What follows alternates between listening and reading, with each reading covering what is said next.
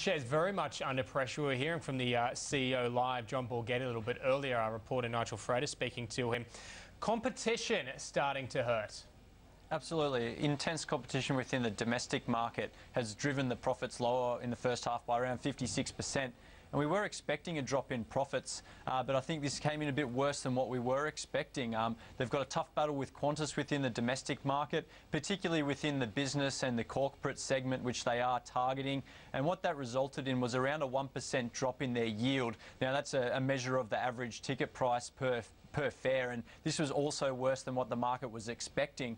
And what Virgin will be doing now is really focusing on costs because the airline segment at the moment facing very difficult trading conditions, cautious consumer, as well as rising input costs. So they need to find efficiency gains and cost cuts. And they did say in this result that they did find $25 million in inefficiency improvements over the first half, and they're on track to deliver around $60 million for the full year 2013. So that was one positive. But looking at this in the context, I think moving forward, what the market will watch now is the news flow around the deal with Tiger. They're looking to take a 60% stake in Tiger. We saw some comments from the ACCC recently that they are a little bit concerned about competition there. But given the financial strain that Tiger is under at the moment, if Tiger was to not be taken or taken a stake by Virgin, it may well exit the market, which would also have a significant consequence in terms of competition. So I think that ACCC indicating if Virgin does take a stake or take over Tiger,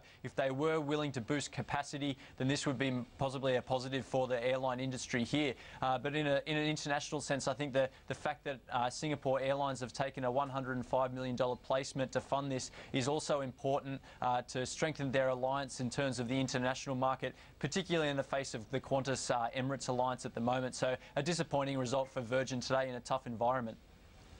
Good day for the gold stocks. Not too many positive spots, if you like, on the market. Obviously, we saw a bit of a resurgent gold price overnight. Regis Resources, though, not cashing in.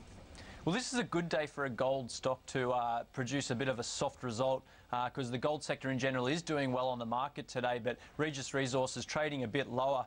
They released their first half profit results, and while revenues and earnings and the price they received for their gold all did improve over the period, they had their production from their new Garden Well gold mine also showing some signs of strength, but their existing mines, the improvements in terms of production was quite soft there, and they also saw an increase in the cash cost per ounce mined up to $515. So what we have been seeing is some gold price weakness recently. The gold miners in general have been sold off strongly. They've been very out of favour. Though Regis Resources has been a little bit of an outperformer in the mid-cap space. It is down 17% on quarter.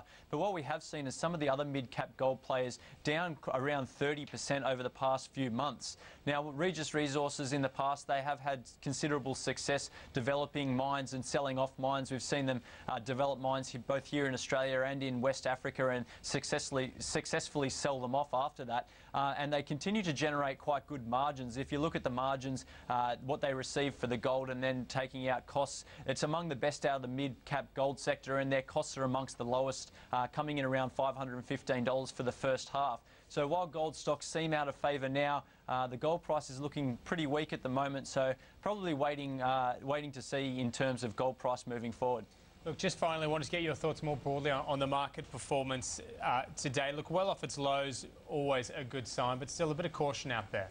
Yeah, I think we've seen a little bit of technical support on the market today and a little bit of that sense of buying the dips. I think if you have a look at a chart on the market over the past 6 months, there's a significant uptrend, of course, and there's a lower line that today was sitting around 49.50 on the ASX 200.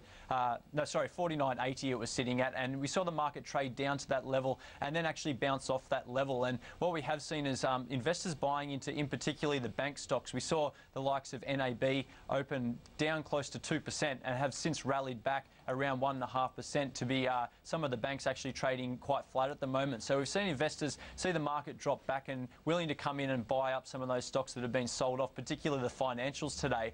One spot we are seeing some weakness on the market. The iron ore sector, we've got Fortescue off 2%, Atlas Iron off 4% after releasing a disappointing result. We did see the iron ore price come back. It's back around $151 at the moment. We saw the first weekly climb in terms of inventories in China, iron ore stockpiles, up 2.8% last week. And also the level of stockpiles sitting in China does still sit well below historical levels. So I think the market a little bit cautious in terms of that, because we did see the amount of imports in terms of iron ore into China did drop back month on month, but on a positive, I suppose it is still up 11% compared to what it was a year ago. So just looking at the amount of companies reporting today on the market, looking at the share price reaction within the ASX 200, we've seen seven companies trading higher after releasing results, but around 10 companies trading lower after releasing results, but that being on a day where the market is broadly weaker. All right.